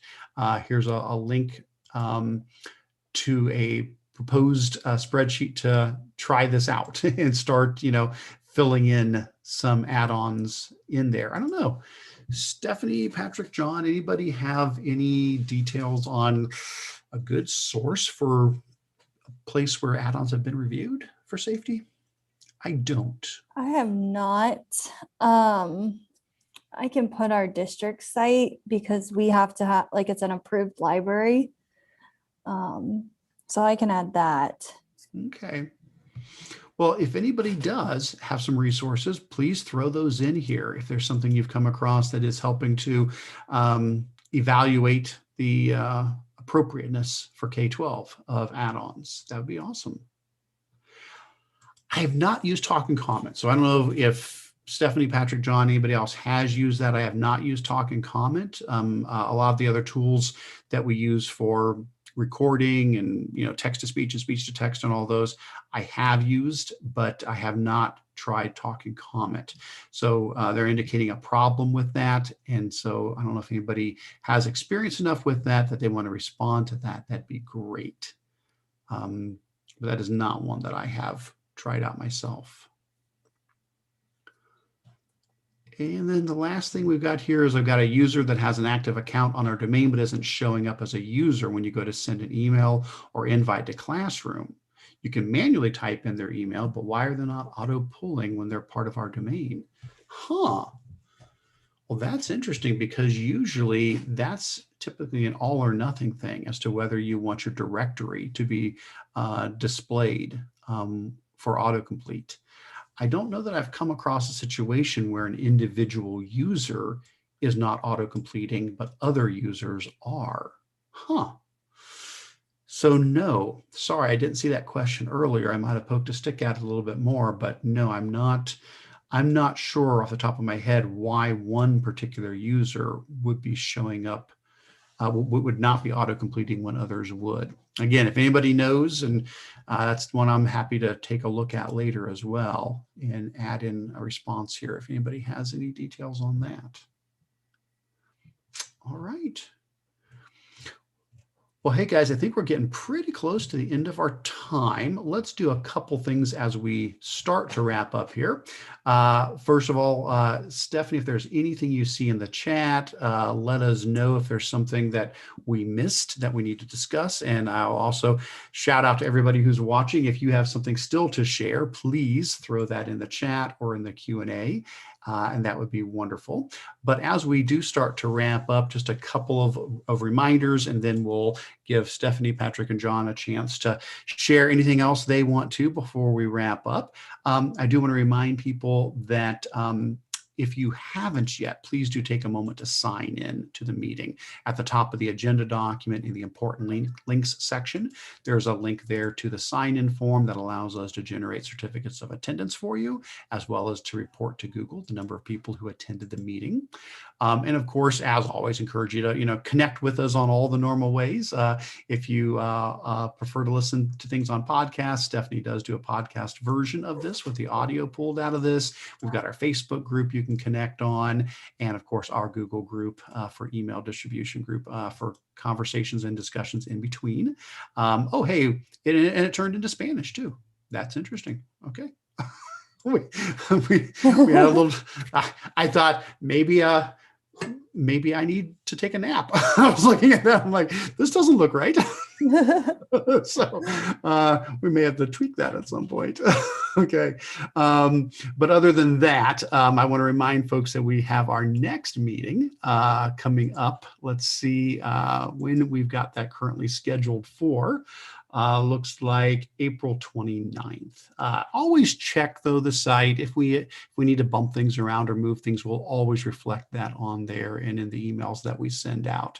But at the moment, we're looking at April 29th as our next meeting. I absolutely want to thank Patrick so much for being here today. The resources that were shared were fantastic. All of Patrick's contact info is down at the bottom of the document. Please connect with him as well. All right, so let me throw it out to the rest of the folks here. First of all, Stephanie, anything else to add? Just check out the podcast if you have anyone that wants to listen in, and let us know something that you learned today. A lot of people are really excited about the reading list. It's been a huge one. Awesome. Patrick, let me throw it over to you. Anything else you would like to share before we wrap up? Not much, except I will share one more thing that I learned recently that kind of blew my mind, which is Google related because it relates to Gboard. So if you use that on your Android phone or on your iOS, I did not know this was a thing till I saw it, but you can actually use your thumb or whatever one you usually hit the spacebar with to slide left or right to adjust where your cursor is versus trying to touch up on the screen and then drag and drop where you want it. You can put your thumb on that space bar, go back and forth. Really? And for me, it's so much easier. And shout out, I believe that came from a Fried Technology Twitter post, if I remember correct, but blew my mind when I saw it. Somehow I did not know that was a thing. Oh, that's fantastic. Thank you for sharing that. I use Gboard as my preferred method of entering text on my phone. And yes, that I can see where that would be so helpful. And then John Mansell-Cladle, anything you'd like to share with the group? No, I've just enjoyed everything that people had to share, and I'm looking forward to next month's meeting. Awesome. Yeah, and I know earlier John is a Sheets guru. I think I read in the chat. Is that right, John? I will own up to that. Not as good as Alice Keeler, but I can hold my own. So I think Leah had some questions. So if you do have questions for John, just reach out to him. He is amazing. Yep, absolutely. Awesome. Well, guys, hey, thanks again so very much for being a part of our meeting here today, whether you joined us live or if you're watching this as a recording later. Thank you so much. We appreciate all your contributions and look forward to seeing you next month and chatting all the way in between. So take care, everybody. Talk to you later.